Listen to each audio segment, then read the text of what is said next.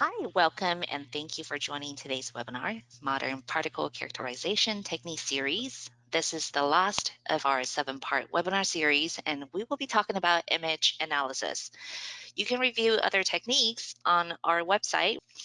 My name is Julie Chen Nguyen, and I will be facilitating along with your speakers, Dr. Jeff Bodycomb, our product line manager from HORIBA Scientific, and Darren McHugh, our product manager from Innopharma Technology, joining us from Ireland. And without further ado, Jeff, I'm going to go ahead and pass the ball to you. When you're ready, please share your screen. Okay, well, thank you very much, Julie. So I'm Jeff Bodycomb. I'll be taking the first half of the presentation, and then Darren will take the second half. So it's going to be a joint effort on modern particle characterization and an introduction to image analysis.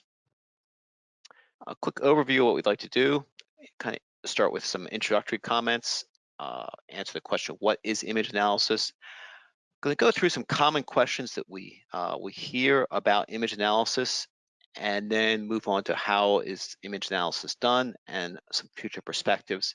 And it'll give us some chances to talk about various important topics as you get started in the field. Quick word from our sponsor. Have you signed up for the HORIBA newsletter? And this gets you updates and on particle analysis, as well as updates on upcoming webinars and next year's webinar series, which will be announced shortly. You can just send us email on the address on the screen or in the chat box, and we can sign you right up. And by we, I mean Julie. Moving on to some introduction, kind of orient everybody in terms of where we are in particle characterization. I have a plot. On the left is resolution of mixture components. So if you have different sizes, how well can you separate out different peaks. And across the bottom is nominal particle diameters in microns. And you see analyses going down from nanometers up to many millimeters. Digital image analysis really operates in this range at above about 1 micron and goes up to many, to millimeters. And so it really sits at the larger size of the particle characterization range. And because you're looking at particles individually, you're able to resolve out different individual components quite nicely, which is why it sits high in this graph. HORIBA, and partially with support from Innopharma, we offer a range of analyzers, and I have the size ranges on here. If you'd like to look at it, you can download the slides on the website and see how we go really from nanometers up to millimeters. The next analyzer down in particle characterization, so kind of looking at what else is kind of at the edges of image analysis, I would talk about is laser diffraction, which reaches from tens of nanometers up to about 3 millimeters. Now, I'll tell you, imaging is a whole lot more fun at 1 millimeter and up compared to laser diffraction. So, there's some crossover, but they're preferred operations for both sides. It's really looks by looking at scattering as a function of angle to get the size distribution. And it's very common, which is why I mention it, and it's very fast and repeatable. Some examples of results are on the left, I have silica at 30 nanometers, and I have a size distribution that we're able to measure successfully. And the right, I have coffee powder ranging from about 0.3 millimeter to 1 millimeter. So it's 300 microns and up. And tell you the truth, a lot of these measurements, you might find out you're having more fun with the image analysis. So I've said image analysis without telling you what it is, so let me fix that. Basically, the idea is that we take a picture of the particles, in our case, and then we analyze for particle size and particle shape. So on the left, I show a kind of full frame video picture, zoom in on one particle, do the calculation on it, and move on to the next particle. Well, why bother? Kind of the first answer to that, which was a little striking when I realized it, is that image analysis is often used to replace sieves, which is a fairly inexpensive technique for particle characterization, works well for large particle sizes, but hits a lot of limits. You also use image analysis to verify and supplement laser diffraction results, particularly as you're doing method development and you want an orthogonal technique. You can get to larger sizes that you can by laser diffraction.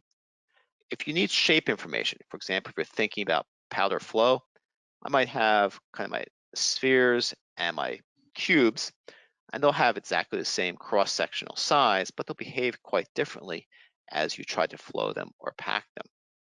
An example where particle size comes up is the critical quality attribute for oral solid dosages, and for the size of just about everything that goes into making your dosage form, whether it's a tablet or multi-particulate.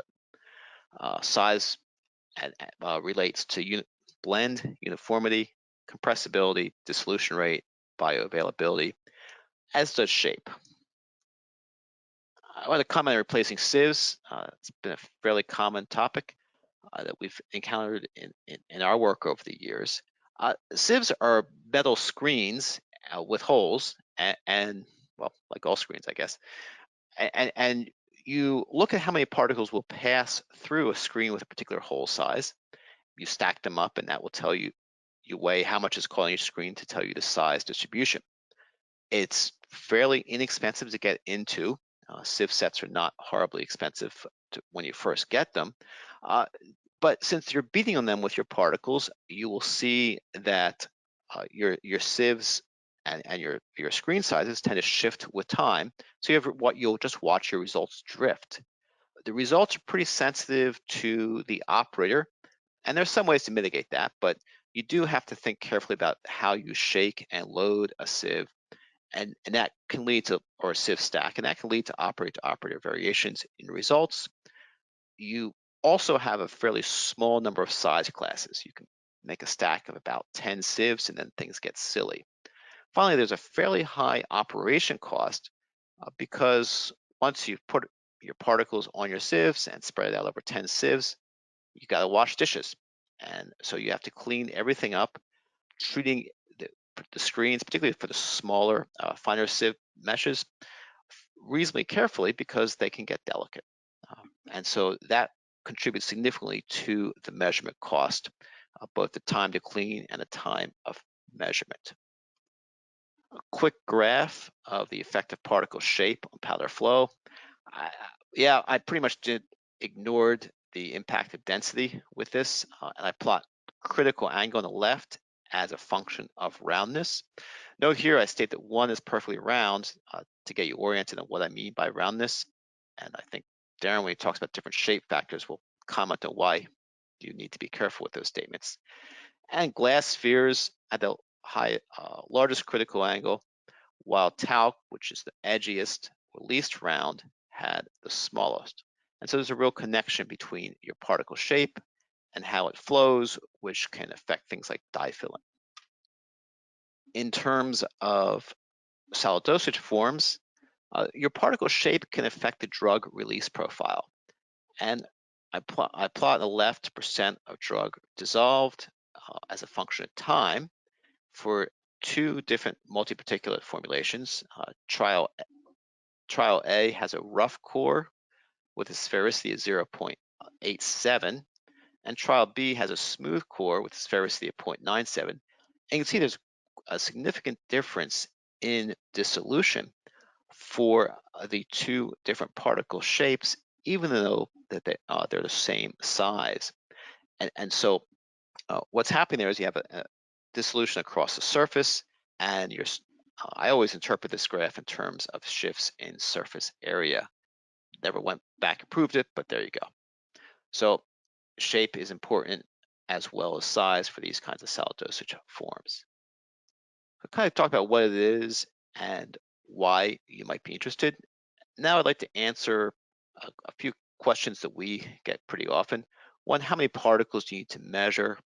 And then minimum and maximum particle sizes that can be measured, and the accuracy of the technique. So with image analysis, you're taking pictures of individual particles, and then you're analyzing them one by one. And you don't get that many in each individual picture, which means tend to look at fewer particles than an ensemble technique like laser diffraction. And so Everybody wants results fast. We get results faster by taking fewer pictures, but that means you get to look at fewer particles. And well, how many pictures do I need, or how many particles do I need to look at? USP 776 had one of their additions, this is around image analysis, where they gave an equation for the uncertainty U in your mean size result as a function of the standard deviation, which is the width of the size distribution, not repeatability of measurement, the number of particles measured, N, and your confidence coefficient. Often it's 2, and you can see a statistics book to get into that in a little bit more detail, but putting 2 in here is a pretty good start. So you can turn that around and find the number of particles if you know something about the width of your distribution. So for example, if I want to know my mean particle size to within 5 microns, and I know that my size distribution width is about 20 microns, and that's width is standard deviation, I can say, well, n is 20, it's actually 1.96, but 20 times 1.96 divided by 5 squared, and I say, oh, I can measure 62 particles, and away I go. So there's a nice lower limit. This equation really implies that you have a normal particle size distribution, and by normal I mean Gaussian. You have more than about 30 particles in your measurement, or some of the statistics break down, and that you know the standard deviation as the width. And what I mean by standard deviation is the width of the size distribution. So here you don't know the mean, but you know the width, or you might be able to estimate it to get some numbers to put into this equation. You can also look up and find an equation to see the uncertainty in your standard deviation, which is given here, and pretty much the same assumptions. If you ever look at normal probability, these same equations pop out, and so that's why a lot of language is the same, which leads to some confusion when you're talking about the standard deviations. Well, a question becomes somewhat more practical. Does this work? What does it imply for measurement? And what we did was we measured thousands of particles and made it just a table of particle number and particle size. So you have a cumulative distribution in the upper graph in blue, that's the overall underlying material. And then we drew out 50 particles at random and did this a couple times. And you can see measurement 1 in red and measurement 2 in green. You get quite different results in size distribution. If you look at differential distribution, you can see the red and the green. They look quite choppy. They're not smooth. They kind of follow the underlying distribution, but don't do it all that well. If I go up to 400 particles drawn out at random, well, now the first and second measurements inside the computer overlay quite nicely. And if I look at differential distributions, you see that they follow the underlying distribution much better and look much smoother. So one sign that you don't have enough particles in your result is if your differential distribution is still looking very choppy and jaggy. This can also be a side effect of how you set up your bins and the differentials, but we'll leave that alone for now. So does the USP equations work? Well, for this distribution, they did. Kind of makes everybody feel good. So we kept taking out samples of 50 particles, measured the various parameters of the size distribution, and said, well, how repeatable is that? And that would be your uncertainty on the left axis. And the bottom axis is the number of particles that we kind of measured inside the computer. So the blue is the number mean size, and the black thin line is the USP calculation, and they follow each other quite nicely. And that says, okay, well, this equation works for the test sample that we had, which did happen to have a pretty close to normal distribution of particle sizes. If you decide that you want to look at the volume mean size, that's the red triangles, and you see your uncertainties increase noticeably.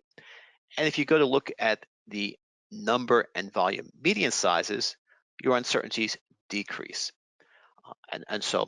So this equation does work for at least one sample, and certainly has worked elsewhere.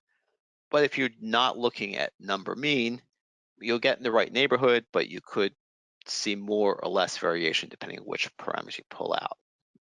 So kind of made a take-home graph. On the left, I plot the number of particles required as a function of the width of the distribution. And I said, okay, my uncertainty, the mean, should be about 0.05. What does that line look like? That's the blue line. So if I have a width where my standard deviation or mean is about 1, I'll need about 1,000 particles, 1,500 particles. If you become interested in things like the width of your distribution, or if you're looking for a small number of oversized or undersized particles, the more details and the more heterogeneous your sample, the more particles that you need to analyze. But this graph is really the answer to that question, or at least the first answer that we give until we start making measurements. Okay, I think at this point, I am going to turn the presentation over to Darren. Okay, thanks for that, Jeff. That was really good. It's interesting. I love the numbers part of it. It always comes back to more data is gooder. Yeah, well, yeah, absolutely. And then it's how much is good enough. Okay, look, thanks for that, Jeff. Yeah, so Jeff covered basically what is image analysis, covered some common questions on it.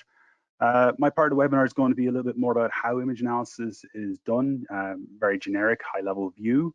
We'll look at some of the main steps in a typical image analysis system, not just how you acquire an image, but like how you acquire a good image and what to look out for and the pitfalls around that. We'll do some mention then, obviously, the particle size, that's the industry we're in, and shape detection using image analysis. And we'll finish up with a little bit of a future perspectives for image analysis. Okay, so on screen here, we have basically minimum size for image analysis. So what we're talking about here is your detection limits. So every method has its nuances. You know, if you're assessing particle size analysis systems, you need to be well informed. And for image analysis systems, a common question is how small can you measure? This comes down to a few factors, really. You know, like things have caught up in the last number of years, obviously with hardware and even software. And we're actually hitting the limit now of diffraction is what you can't actually overcome with image analysis. So the Rayleigh criterion, basically where the light is getting scattered when it hits the smaller particles, so their wavelength is shorter, so you can't actually detect them. So that's basically the lower limit we're coming up against. But there is other factors as well that'll affect your minimum size. So if we look at this image on the left, let's say we're just looking at a typical particle that's getting projected onto our digital system. On the right, this grid is representing pixels. And pixels are quite important because they can define the resolution of your system, among other things. So, you know, if we look at the little arrows, a single pixel here could be 0.8 of a micron. And in order for a pixel to detect an edge or a boundary, we're looking at least 50% or over half of one of these pixels being filled with the projection we see here for this system. So you can see all the orange boxes. It's quite blocky, looks a little bit like Minecraft, but that's what the system is picking up as the shape that's going to be represented in your digital system. But a little bit more on that in a moment. Okay, so then minimum size to maximum size. Maximum size is actually a bit more determined by your viewing area and the actual size that you're looking at. So if we look at this large particle and it's being projected on the virtual imaging area here, you generally try to have a rule of saying that your maximum particle size is not more than 50% of your imaging area. So say you have an image area of 11.25 by 11.25, you know, a general rule would be your maximum particle size would be 5.5 millimeters. And the reason for that is mainly because larger particles take up obviously more room. And because of that, you have more a cause and effect of them to be outside your imaging area. So you're not actually going to grab an image of those particles as much. So it's quite hard to fit them in. That's maximum size.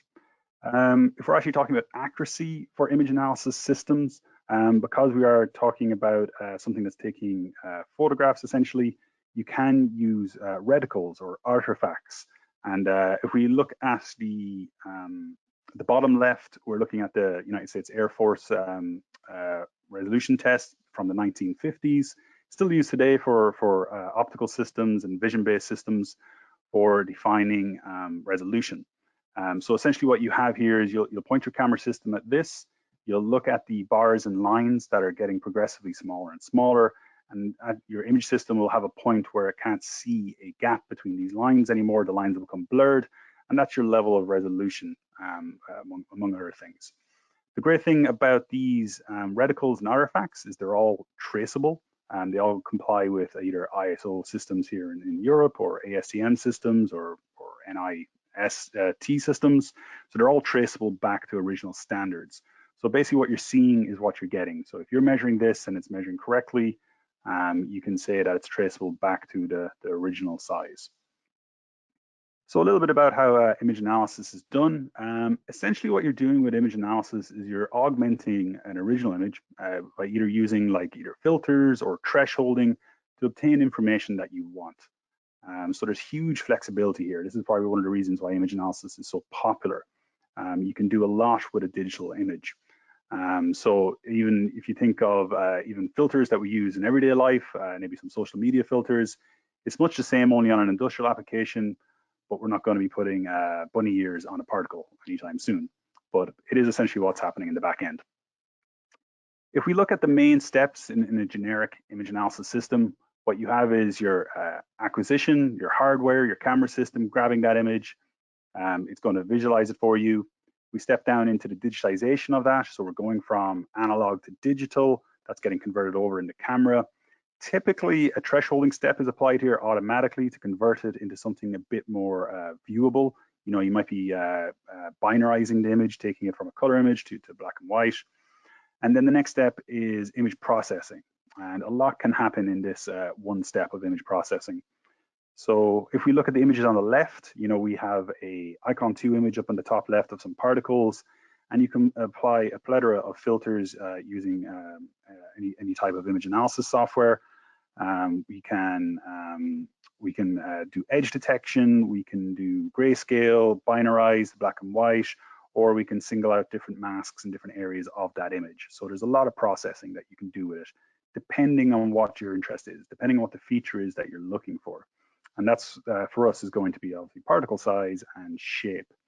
So from that, once you grab your feature of interest, that can convert it over into data. You've pulled out the ones and zeros that you're interested in, and that's where you build your statistical analysis. And for us, that's going to be PSD, particle size distribution. A little look at, I guess, the hardware setup. Again, if we take it from a kind of generic point of view, you're going to have your image acquisition, which is your hardware, which is your camera setup. Looking at your material, you illuminate the material, the light reflects off it, bounces back to your camera lens, that gets picked up on a CCD or a CMOS sensor. If we look at this image digitizing step, we can see that we're illuminating material, light gets reflected back to the imaging system. This is where we're going from analog to digital, and that gets converted over to a digitized plane, much like the pixels we've seen before. From that digitized image, then it goes to image processing, and that's where you can do all your analysis or all your editing to your image. Okay, so just to talk a little bit about common image capturing methods. So there's basically two methods on the market, and that's static image analysis and dynamic image analysis.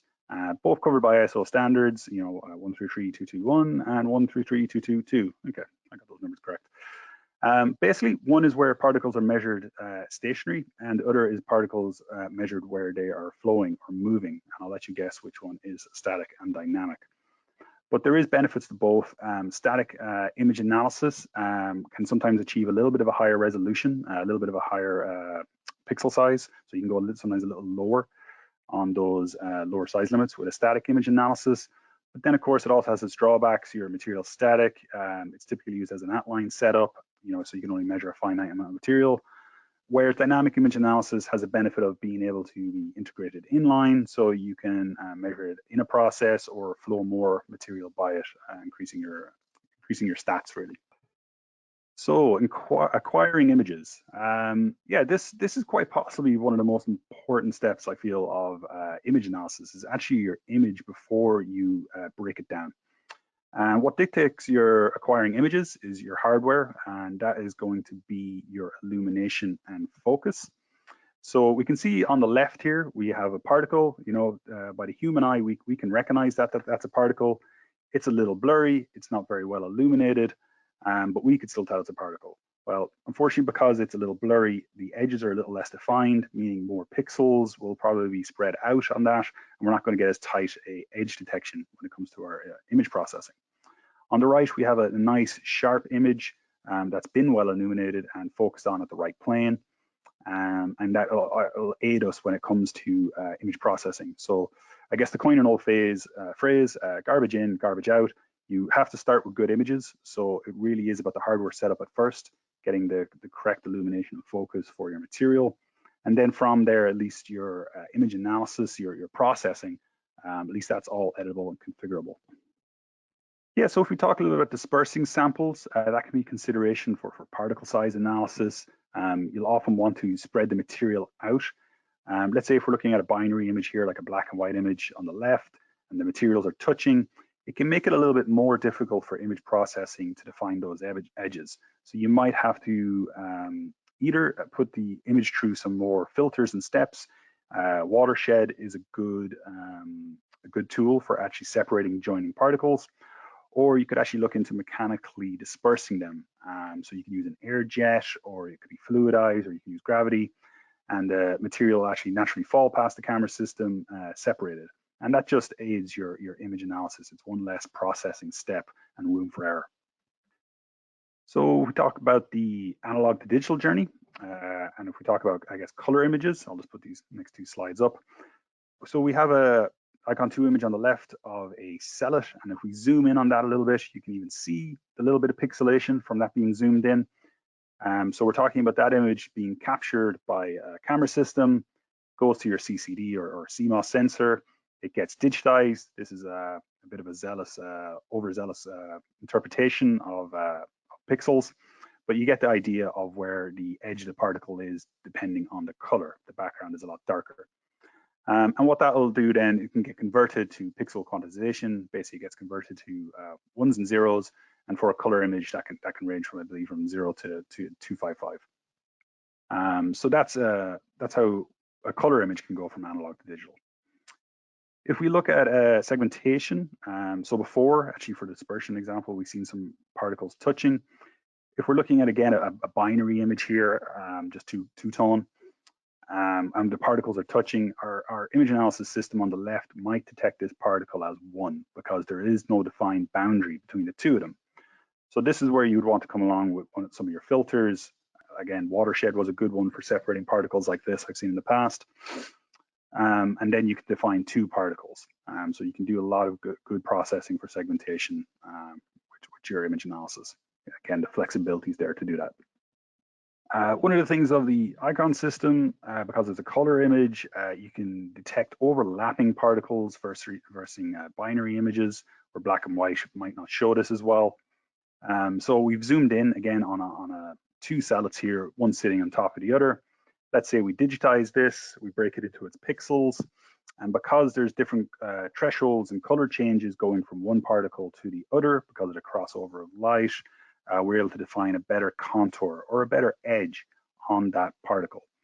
And then another step as well is the amplitudes can be detected, and if more than, much like the pixel, if more than 50% of the particle is visible underneath another particle, we can project the contour around and get an edge detection on that. So if we move a little bit on from, I guess, some of the fundamentals of image analysis itself and the filters and such you can use for that, and we bring it back a little bit to our industry and particle size. Jeff alluded to it before, but there's more than one method. So if we take an image on the left here, this is, I believe, from the PSA 300. There's more than one way to decide on or choose your particle size. So XC min, which is like a minimum chord width of a projected particle, is what we're looking at here. This is very useful for actually comparing to sieve analysis. So sieve analysis, as traditional method, most used particle size determination method in the world, but it does have its drawbacks. You could imagine this long particle can actually fall through a sieve, so it'll be classified as a certain size of falling through a mesh, but it's actually much longer than what you're seeing. So XE min, taking the shortest chord length, is typically very comparable to sieves.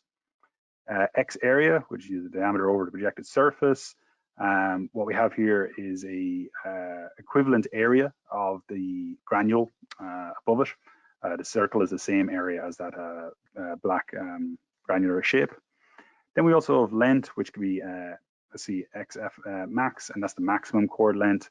And then also you can take the major and minor diameters, major and minor axes, and project an ellipse around that, much like the icon system. So I'm mentioning here that this is well suited to sieve, and shape parameters can also be calculated as well, and we'll move on to that. And that's one of the benefits of an image analysis system, that you can actually determine shape compared to some other particle sizing technologies. So if we go into particle shape, it's actually much the same. There's more than one calculation to determine your shape. So if you are comparing particle size systems, you're doing orthogonal techniques, always make sure you're, I guess, comparing apples to apples. And if not, you're looking for more of a correlation than an actual direct comparison. Because even for aspect ratio, one of the probably most widely accepted shape methods, there's actually more than 3 ways you can define aspect ratio, as seen on the left here. So you can get 3 different numbers with that. Another method for particle shape is eccentricity, which the icon system uses, and that goes from a measurement of 0 to 1.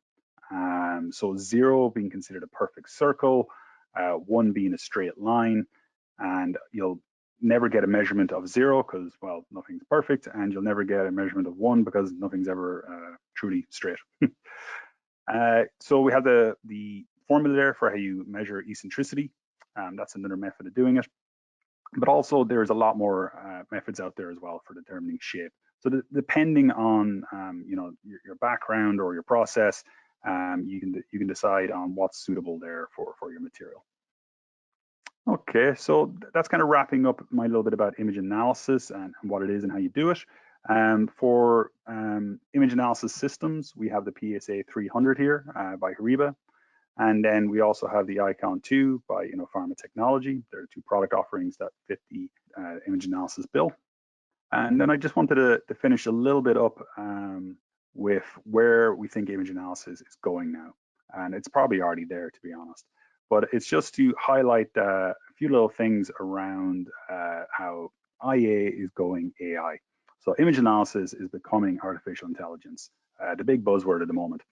So I want to talk a little bit around this just for a minute or two. These slides are borrowed, or I should say stolen, from our head of software. So I'll be talking more of a high-level view of what machine learning is and how it can have an effect on our image analysis and subsequently our particle size analysis. So yeah, the buzzword at the moment is artificial intelligence, and what that can break down to is machine learning, which is under the umbrella or of that. So basically, you have a machine represented by a little robot here. You feed him information such as this is what a dog looks like, this is what a cat looks like, and so be it. And then when it goes and views them in the real world, it can actually make predictions. So if it sees a dog, it'll predict that it's a dog. If it sees something that looks like the cat, it can have a confidence interval that it's 90% sure that this is looking at a cat. Or it can also have slight confusion of things that look the same. So we're looking at a bird here, but it's coming out of the chicken. Or we can see something such as an elephant and not represent it at all. So that's some of the benefits of using machine learning. You can train basically a model to pick out information that you're interested in. Much the same way with image analysis, we're interested in pulling out features from digitized data. Machine learning can do the same. So if we look at supervised machine learning, a classification within it, you can feed labeled data. So let's say example of you have 1,000 images of particles. You train 500 of them, and when I say train, you manually annotate what the particle size is inside those images. click and drag and drop circles and say, yep, so this size. You feed that to the machine learning algorithm. You take the next 500 set that are unclassified and use that as your test set to see how well you did. And then it's an iterative process as well. Okay. The other model, which is a bit more black box, is unsupervised machine learning, which is where you probably go into more of the big data terminology. You might have to take 10,000 images, feed that into your machine learning algorithm, whatever model that's using, k nearest neighbors, random forest, etc., even neural networks, and see what it outputs and see what it determines are the features of interest from that. So unsupervised machine learning can have greater benefits if your data set is larger, but because it's a little bit more of a black box in terms of how it comes to its predictions, it's been viewed a little bit with caution, I guess, especially from a standards point. Where supervised machine learning is starting to take a lot of adoption in ISO, and there's even been mentions of it in some FDA regulations as well. If we go a little deeper than that and we just talk about neural networks and a type of machine learning method, so we can take images. We see these images on the left of 3 different types of particles. You can label those using whatever method you have. You can put them with different weights into a neural network, and a neural network is supposed to be thought like the human brain, where you have synapses. Different chemicals will fire different reactions, and they'll all feed back to each other, thousands of times per second, and until the correct answer moves to the next hidden layer. So you can have multiple and multiple of hidden layers inside a neural network. The reason this is also becoming, into fruition as well, there's been huge advancements in computational technology. The overheads for producing these types of networks has come down drastically. So so you can backpropagate what the information is based on the weights, and the error between the output value and the expected value can be determined. So I just wanted to finish off with that, really saying that I think image analysis is turning into artificial intelligence, but it's probably not as easy as we think. There's ways to go yet. But there is, there's lots of development in this area. So, things will be coming soon to the market regarding particle size and artificial intelligence. We already see artificial intelligence pretty much in our everyday lives with, autonomous vehicles, facial recognition, all these good things. And it's going to start becoming, getting into the user hands more and more. So image analysis is definitely going to be going more toward machine learning, where the end user can actually build their own algorithms for particle size detection, giving it a more tailored look. Okay, that's it from me. Well, thank you so much, Darren and Jeff, for the excellent webinar. I was still processing how it would be like for the AI as we move forward towards that direction.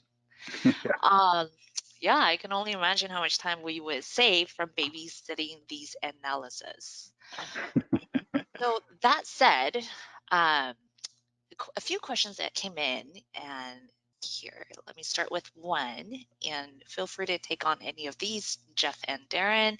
Question 1, how to decrease the noise caused by low resolution images or untidy experiments?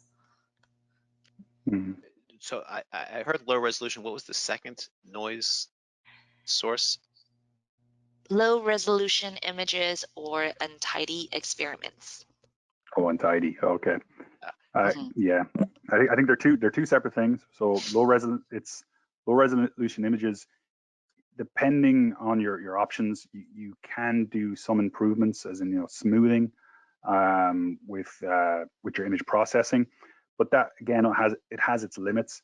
I think it kind of goes back to that step of focus and illumination. You got to be trying to make sure you got the most sharp, well illuminated images to begin with, rather than trying to Photoshop them later. The second question, what was that again, Julie? How to decrease the noise caused by low resolution or untidy experiments. Yeah, well, untidy experiments, improve your experiments. Well, one thing you'll notice, particularly, is that if you have some very fine particles that just came dust from the air and don't belong in your sample, you can tell your image analysis system just ignore everything under 2 microns. And it's fairly common to ignore stuff that's a single pixel size on your camera because that suppresses camera noise anyway. So you can help yourself with a little bit if with setting rules for what you accept as a relevant particle. Now, of course, if you set that rule, that means that if there are any 2 micron particles that work their way into your sample, you'll never see them. And a comment on rules really goes back to what Darren mentioned earlier. If you clean up your experiments, and the less you have to rely on rules, generally the better results you have.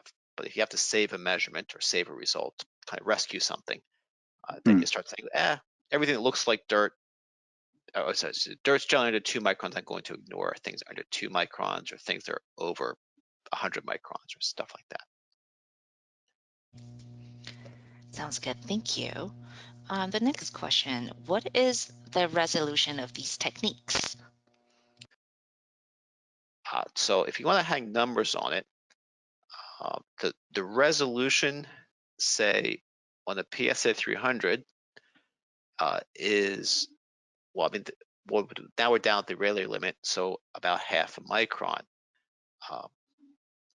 Now, going back to kind of Darren's comments, I have a half micron resolution, but if you hand me a 2 millimeter particle, that system won't get that resolution in any useful way because of the field of view. And so your resolution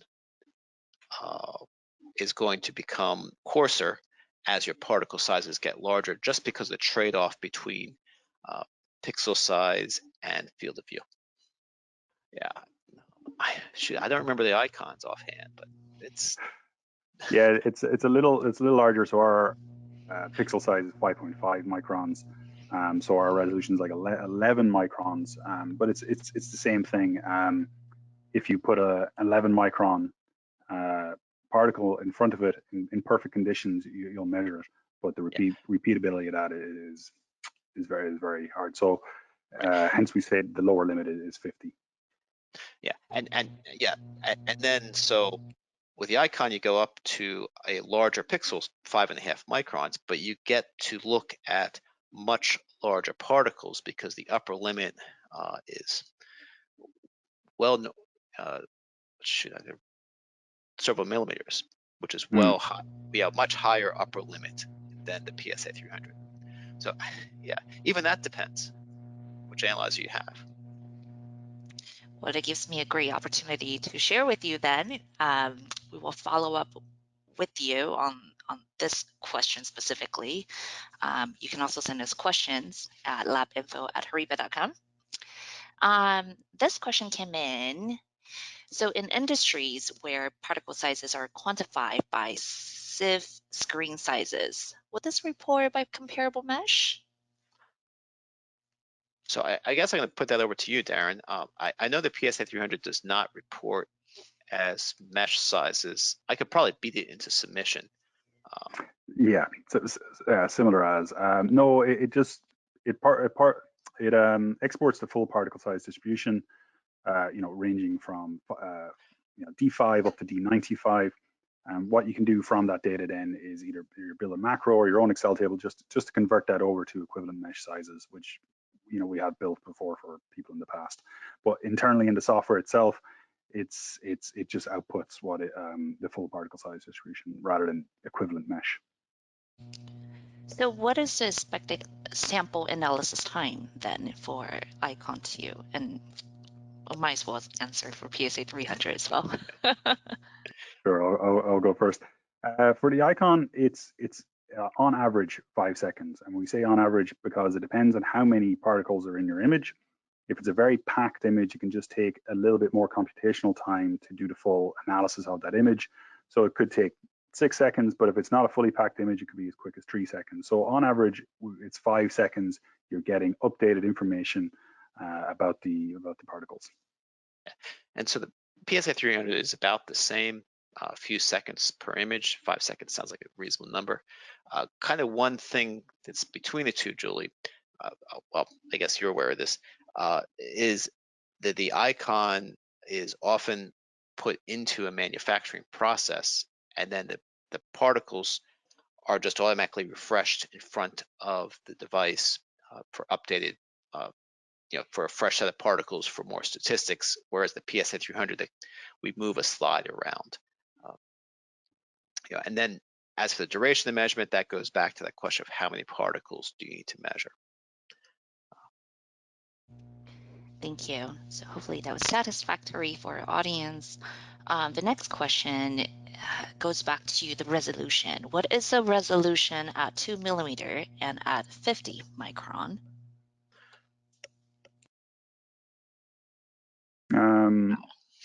Yeah, I'll have to come back to that one. I'll have to put up. That's okay. Yeah, absolutely. yeah. We'll definitely Me too. follow up with We you. have to go look at our tables. Yeah. Okay. So the next question is, I can probably combine these two into one. How to confirm the actual size of non-spherical nanoparticles. So I think that comes back to what's the size range for PSA 300, since we're looking at nanoparticles and nanowires. Yeah. Yeah. So I guess, so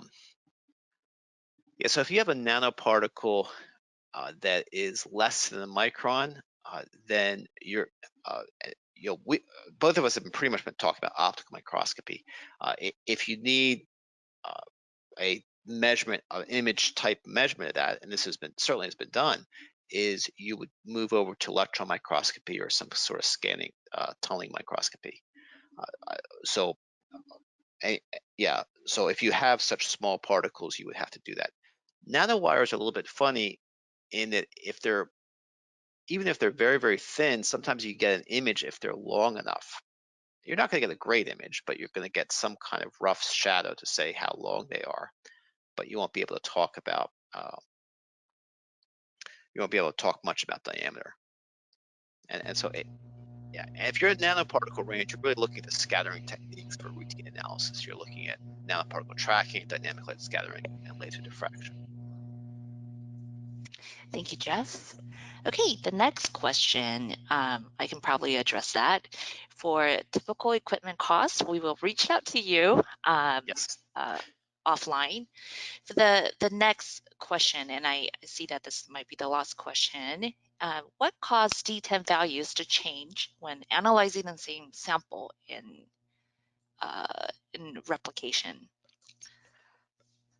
So in another word, I guess the D10 changes when this person is doing repeatability analysis. Okay. Could be a few things. Go ahead, Darren. Yeah, sure. No, could be a few things. So like your D10, you're talking about your smaller size, your particle size distribution. Typically called the fines. If you're doing a repeat test and they're dropping, it could be, I don't know what's happening in between, but it could be attrition. You could be getting small breakdown in the material, and hence the generation of larger or more fines. I mean, not larger. But I guess it's hard to know without knowing more about the process. But yeah, typically that's what we'd attribute a drop in your D10 versus your D50 and your D90. If they're staying steady and your D10 is dropping, it's the first signs that you're getting breakage, you're getting material breaking down. Yep, I kind of agree with that. Okay, that's all the questions that we have now. Again, please don't hesitate to reach out to us if you can think of other questions or feedback that you may have to labinfo@horiba.com. I think that's about it. Do you have anything else that you'd like to add, Jeff and Darren, before we wrap up? I'm good. No, thank you, everyone. Perfect. Yes, thank you thank very you so much. And we'll see you at our next webinar in 2021. Yes. Thank you. Bye.